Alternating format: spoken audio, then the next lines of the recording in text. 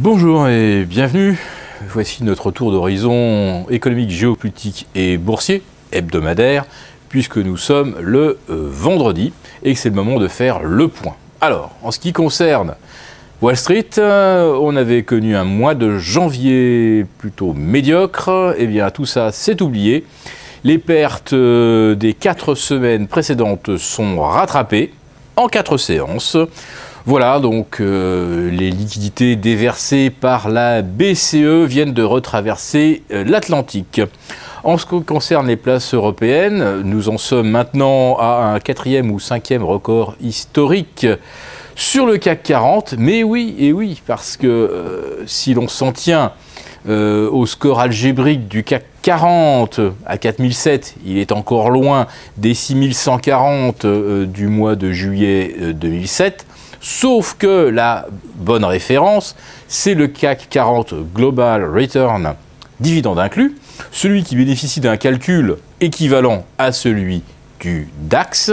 Et là, nous avons donc un CAC 40 GR à 10 850 points et qui a donc aligné cette semaine pas moins de 4 records historiques absolus, soit en séance, soit en clôture. Est-ce que le franchissement des 10 650, le précédent zénith du mois de juin 2014, mais également du mois de juillet 2007, est-ce que c'est décisif? Eh bien, quand on tire une grande droite de résistance entre les 10 500 de septembre 2000, les 10 650 de juillet 2007, on obtient grosso modo une résistance entre 10 850 et 10 900.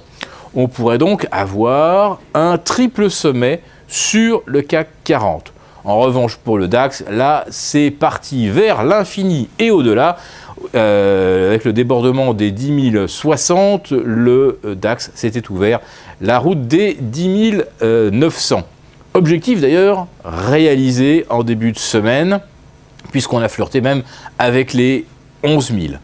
Pourquoi le DAX bénéficie-t-il d'une telle cote auprès des investisseurs, alors qu'aujourd'hui on peut considérer que l'Allemagne c'est maintenant un peu le malade de l'Europe en termes de croissance? Les chiffres d'activité industrielle, les services, eh bien, progressent partout en Europe, sauf en France et sauf en Allemagne. Mais voilà, on continue, parmi les initiés, d'acheter allemand. Parce que si la zone euro éclate, eh bien, il y aura un pays à devise forte. En fait, il y aura certainement l'Allemagne, la Finlande, peut-être l'Autriche. Et puis, au sud, eh bien, on aura des monnaies plus faibles. L'éclatement, vous n'y croyez pas? Mais pourquoi M. Draghi a-t-il ouvert les hostilités avant-hier en privant les banques grecques de la possibilité de se refinancer comme elles le faisaient depuis novembre 2011, de se refinancer donc auprès de la BCE. Manifestement, on vient de sortir les couteaux. Et M.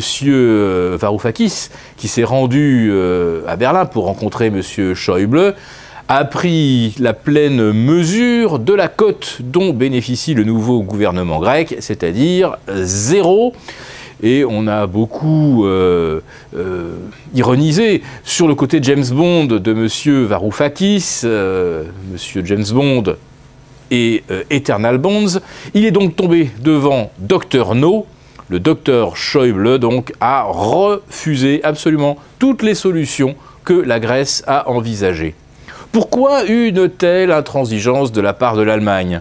Eh bien parce que la Grèce est un pays pauvre. Si la Grèce avait l'arme nucléaire, vous pouvez être à peu près certain que M. Schäuble ne lui adresserait pas une fin de non-recevoir. Et qu'est-ce qu'on reproche au fait à la Grèce? De ne pas pouvoir rembourser sa dette? Mais c'est quand même pas le seul exemple que nous avons sous les yeux. Vous pensez peut-être que la dette japonaise sera remboursée à 250% du PIB? Vous croyez que la dette américaine sera remboursée?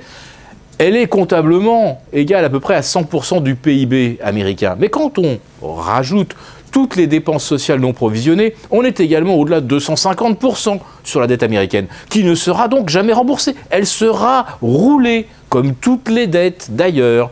Alors pourquoi s'en prendre à la Grèce de cette façon? Eh bien probablement parce que l'Allemagne veut pousser la Grèce hors de la zone euro. La Grèce qui ne lui sert plus à rien. Jusqu'en 2010, la Grèce achetait des chars allemands, des munitions allemandes, des hélicoptères français, des missiles américains. Maintenant que la Grèce n'a plus les moyens, raus, elle n'a plus rien à faire en Europe. Et M.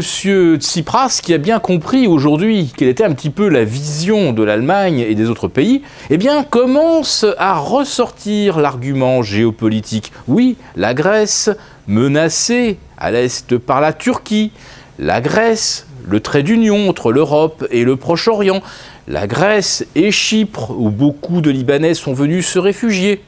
Est-ce que l'Europe peut vraiment se passer de la Grèce? Et à quel prix? Voilà, toutes ces réponses, eh bien, on les aura peut-être le 11 février, puisqu'il va y avoir une espèce de super Eurogroupe consacré au problème de la dette grecque. Mais en attendant, on voit bien quelle est l'ambiance en Europe. C'est l'enterrement en grande pompe de la démocratie. Le peuple grec a donné une large majorité à Syriza et l'Europe lui oppose un large refus donc de la légitimité populaire.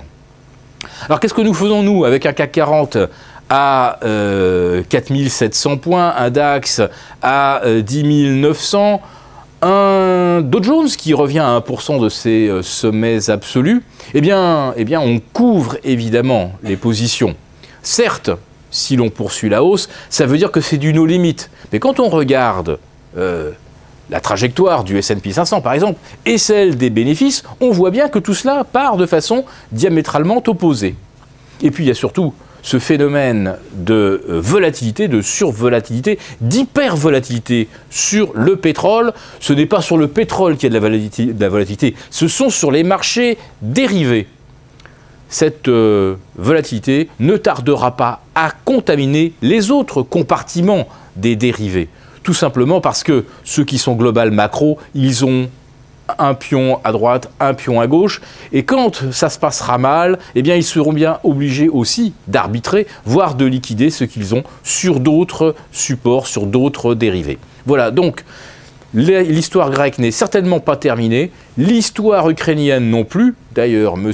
Hollande a sorti une seule phrase choc lors de son intervention fleuve: le temps de la diplomatie est terminé.